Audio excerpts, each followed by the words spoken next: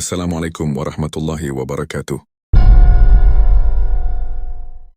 Cerita ini dikirimkan oleh salah satu subscriber kita. Kita sebut saja namanya Udin.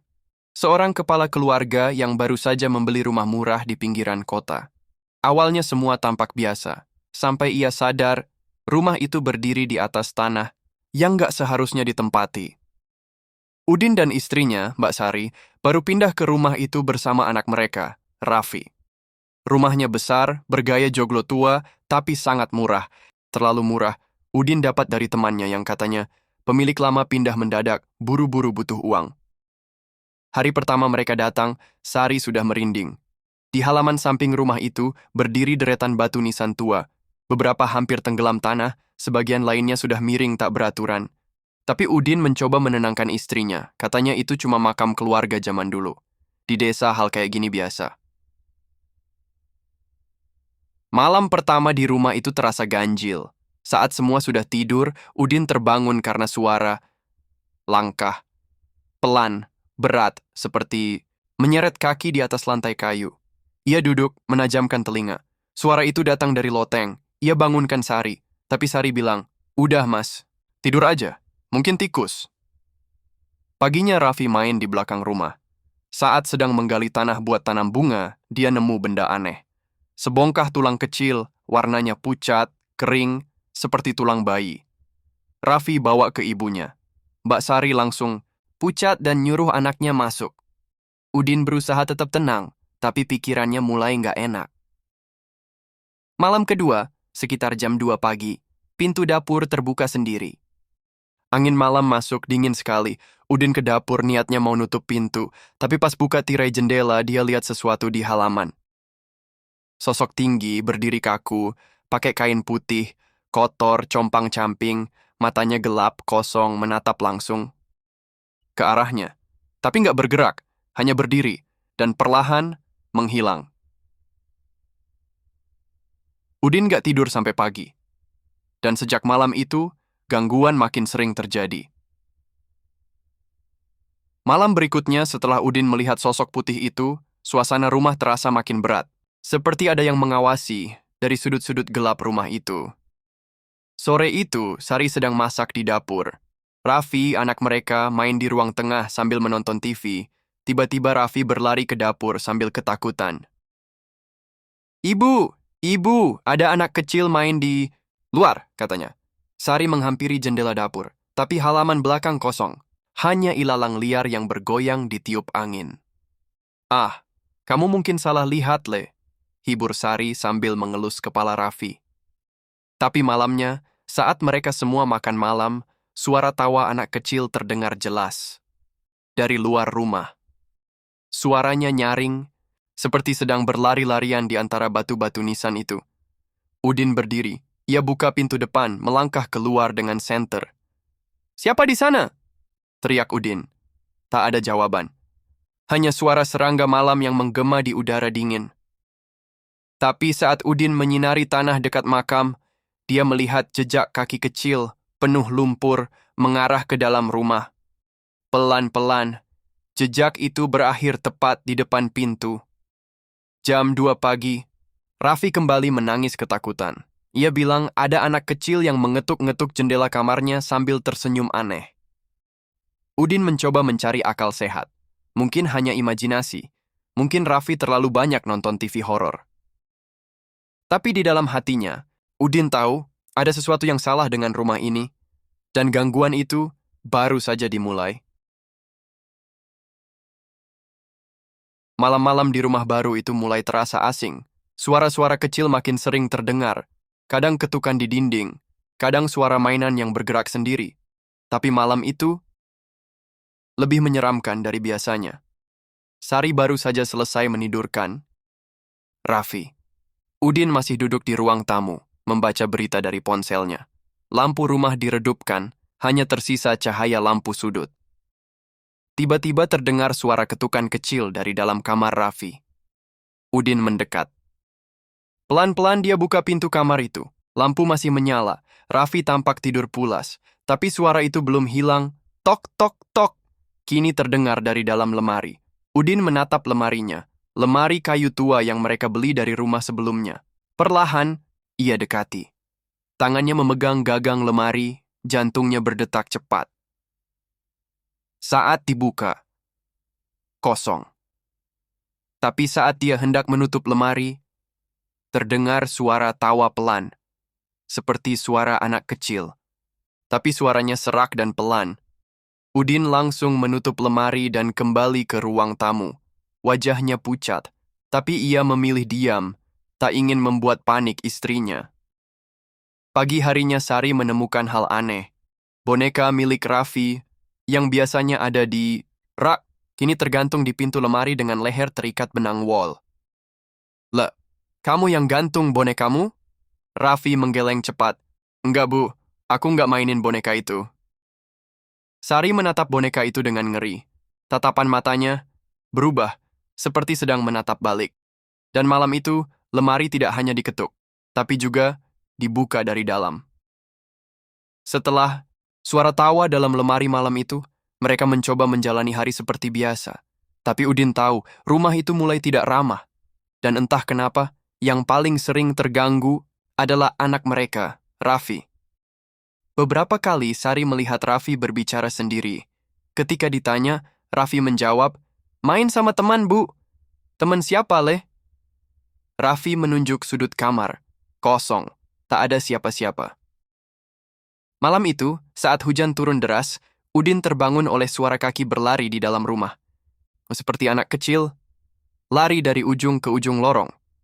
Tapi saat diperiksa, rumah dalam keadaan terkunci. Sari masih tidur. Raffi pun tampak lelap di ranjangnya. Namun, Udin merasa ada yang memperhatikan. Ia melihat ke kolong ranjang. Awalnya, gelap. Tapi saat matanya terbiasa, dia melihat sepasang mata menatap balik dari bawah tempat tidur Raffi. Mata itu bulat, besar, dan tak berkedip. Udin mundur pelan. Tapi saat dia nyalakan lampu kamar, kolong ranjang itu kosong.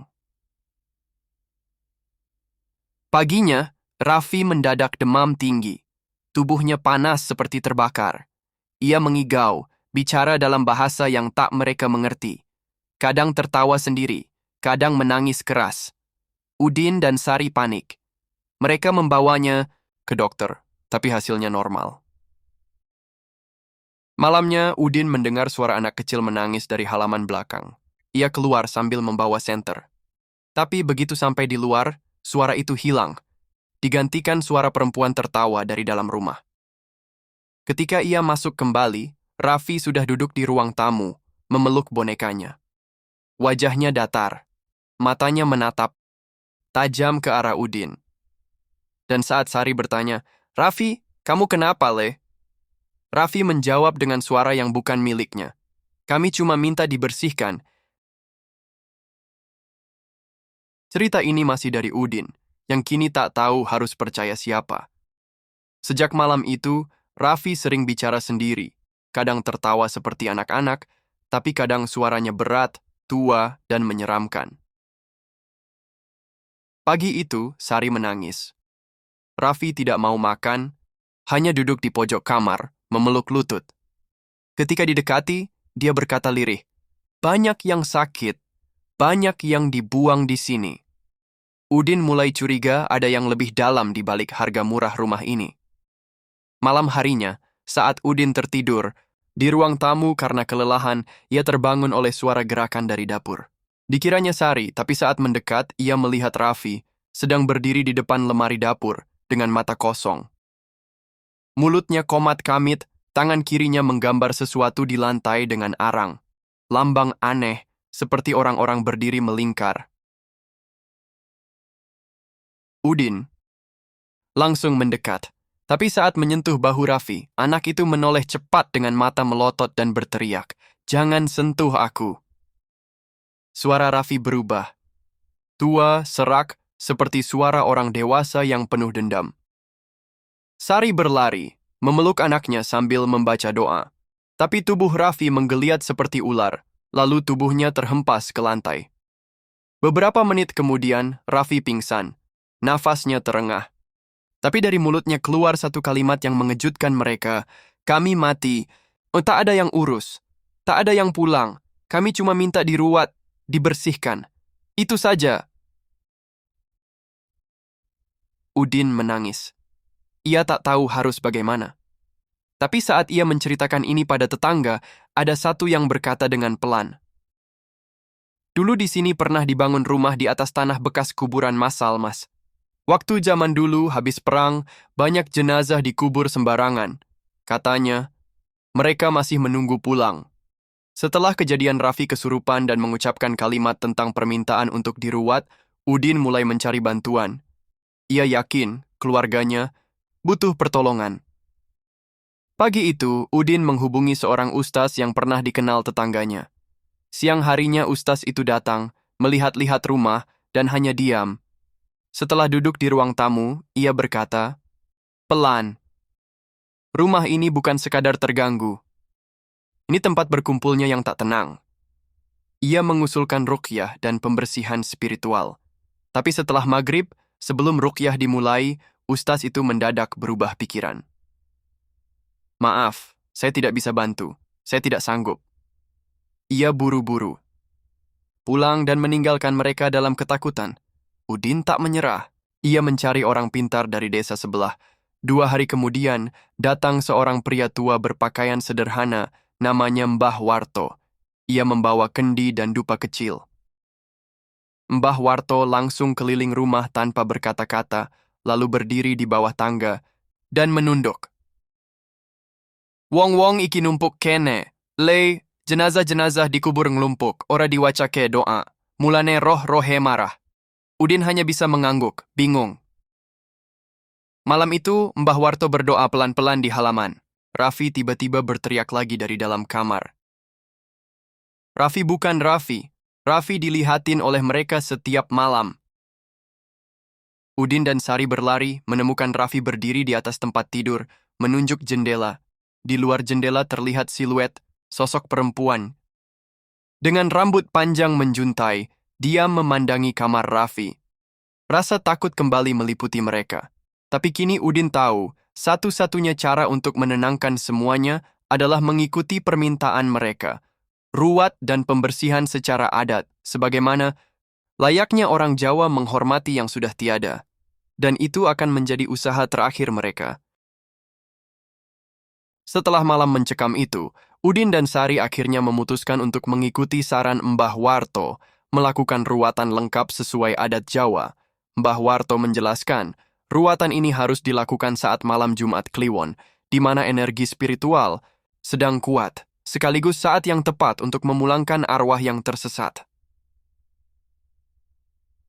Selama 3 hari menjelang ruatan, Mbah Warto meminta mereka tidak keluar rumah setelah maghrib dan menyiapkan beberapa sesajen. Tapi justru sejak hari pertama persiapan, gangguan semakin menjadi. Piring-piring terhempas tanpa sebab. TV menyala sendiri lalu menampilkan bayangan hitam besar berdiri di ruang tamu. Aroma busuk seperti bangkai menguar dari bawah rumah. Pada malam kedua, Sari mendengar tangisan bayi dari arah kamar belakang. Padahal, rumah mereka tak pernah punya kamar belakang. Saat diperiksa, ternyata dinding di balik lemari retak seperti pernah ditutup dengan kasar.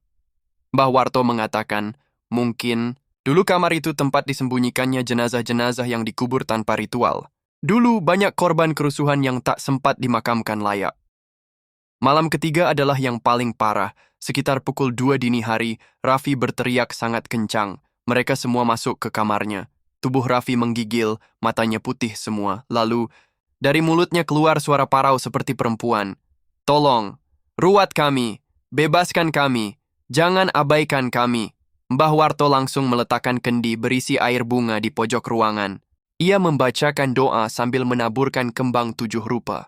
Perlahan Raffi tenang, tapi Mbah Warto hanya menghela napas dan berkata, "Besok malam ruatan harus dilakukan. Kalau tidak, mereka akan meminta lebih." Udin dan Sari tak tidur semalaman. Mereka sadar, satu kesalahan saja bisa fatal. Dan malam Jumat Kliwon itu akan menentukan segalanya. Malam Jumat Kliwon tiba. Udara terasa lebih dingin dari biasanya. Awan gelap menggantung meskipun hujan tak turun.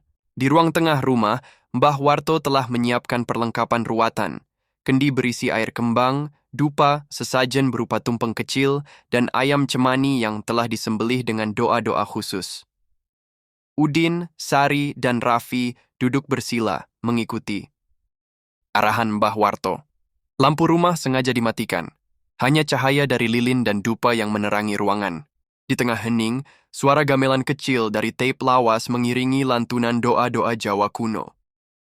Namun saat prosesi mulai, tiba-tiba lilin padam sendiri. Suara tangisan anak kecil terdengar dari kamar belakang, dupa beterbangan, kendi air kembang, pecah seperti dilempar. Mbah Warto tetap melanjutkan bacaan mantra dengan suara keras, meski suasana semakin mencekam. Tiba-tiba, Raffi kembali kejang-kejang. Dari mulutnya keluar suara-suara berbeda. Satu seperti kakek tua, satu seperti perempuan, dan satu lagi suara menggeram seperti binatang. Suara itu bergantian berteriak. Kami belum puas. Belum semua dipanggil. Ada yang belum datang. Jangan mulai sebelum lengkap. Mbah Warto terdiam. Lalu ia berdiri dan berjalan ke arah lemari besar di pojok ruang tamu. Ia meminta Udin membantunya mendorong lemari itu. Di baliknya ternyata ada pintu kecil menuju ruang bawah tanah. Bau busuk menyergap begitu pintu terbuka. Mereka turun ke bawah hanya dengan penerangan lilin. Di dalamnya mereka menemukan beberapa kerangka manusia terbungkus kain putih kusam. Mbah Warto berlutut dan memulai doa baru, menyertakan nama-nama arwah yang belum terlibat dalam ruatan. Begitu doa selesai, suara-suara tangisan dan jeritan perlahan mereda. Raffi berhenti kejang, udara menjadi hangat kembali. Namun, sebuah bayangan tinggi besar terlihat berdiri di pojok ruangan sebelum menghilang. Mbah Warto menatap Udin dan berkata, "Yang lain sudah tenang, tapi yang satu itu bukan manusia biasa. Kita lanjutkan besok malam." Setelah kejadian di ruang bawah tanah, malam berikutnya kembali disiapkan untuk prosesi akhir. Kali ini, Mbah Warto membawa bantuan. 2 orang sepuh dari desa sebelah yang paham ritual ruatan besar. Prosesi dilakukan di halaman belakang rumah, dekat pohon mangga tua yang sejak awal terasa tidak beres. Udin dan Sari mengikuti semua arahan. Raffi tampak tenang, tak seperti sebelumnya. Dupa kembali dinyalakan, air bunga disiramkan di setiap uap-wam, sudut halaman, dan mantra-mantra terus dibacakan. Para tetua sesekali memukul kentongan kecil yang mengeluarkan bunyi ritmis. Namun saat mendekati pohon mangga itu, angin kencang tiba-tiba berhembus. Dedaunan beterbangan, api lilin padam seketika. Dari balik pohon terdengar suara berat, bukan tangisan atau jeritan, tapi tawa pelan, dingin dan menghantui. Tiba-tiba muncul sosok besar hitam, lebih menyerupai genderuwo. Wajahnya kasar, matanya merah menyala. Ia berdiri menatap Udin, lalu berbisik dengan suara dalam. "Keluargamu tak salah, tapi tanah ini sudah jadi tempat kami sejak lama." Mbah Warto melangkah maju. Ia mengangkat keris kecil yang ia bawa dan menancapkannya ke tanah sambil berteriak. "Atas nama tanah leluhur, pergilah, kembali ke alam asalmu." Sosok itu menggeram, keras, lalu melesat ke arah langit, mengeluarkan suara seperti angin puting beliung. Semua diam. Hanya suara daun bergesek dan hembusan napas kelelahan dari semua orang yang terdengar. Saat itu juga, udara menjadi lebih hangat. Raffi memeluk ibunya dan berkata, "Rumah ini sudah terang, Bu. Mereka semua sudah nggak marah lagi." Ruatan pun selesai. Namun sebelum para tetua pamit, salah satu dari mereka menatap Udin dan berkata pelan, "Tanah ini tidak terkutuk, tapi sudah terlalu lama tidak disentuh doa. Jaga rumah ini dengan iman dan niat baik." Pagi berikutnya, setelah ruatan selesai, suasana rumah terasa jauh berbeda. Udara lebih segar, dan cahaya matahari yang masuk melalui jendela seolah mengusir sisa-sisa kegelapan yang pernah menyelimuti rumah itu. Mbah Warto dan 2 sepuh yang membantu mereka sudah pergi dengan membawa segala peralatan mereka. Rumah yang dulunya terasa angker dan penuh dengan energi negatif, kini terasa lebih hidup. Udin, Sari, dan Raffi duduk di ruang tamu. Mereka memandang rumah yang kini terasa lebih tenang. Walaupun tidak ada suara aneh atau gangguan lagi, Udin tetap merasa sedikit khawatir. Namun, ia tahu bahwa malam-malam itu sudah berlalu. Mereka telah menjalani ujian yang tak hanya menguji keteguhan hati mereka, tetapi juga membawa mereka lebih dekat satu sama lain. Sekarang kita mulai hidup baru di sini, kata Sari sambil merangkul Udin. Kita akan bersihkan setiap sudut rumah. Ini, semua yang ada di sini sudah selesai. Kita akan jaga dan rawat rumah ini agar tidak ada lagi gangguan. Udin mengangguk, merasa lebih yakin dengan keputusan mereka untuk bertahan dan memulai hidup baru. Anak-anak mereka, yang tadinya sering terbangun ketakutan, kini bermain dengan riang di halaman rumah. Tidak ada lagi ketakutan yang mengintai. Hanya ada senyuman di wajah mereka. Selama beberapa minggu berikutnya, mereka terus merawat rumah itu. Setiap sudut rumah dibersihkan dan setiap ruang diberi sentuhan baru.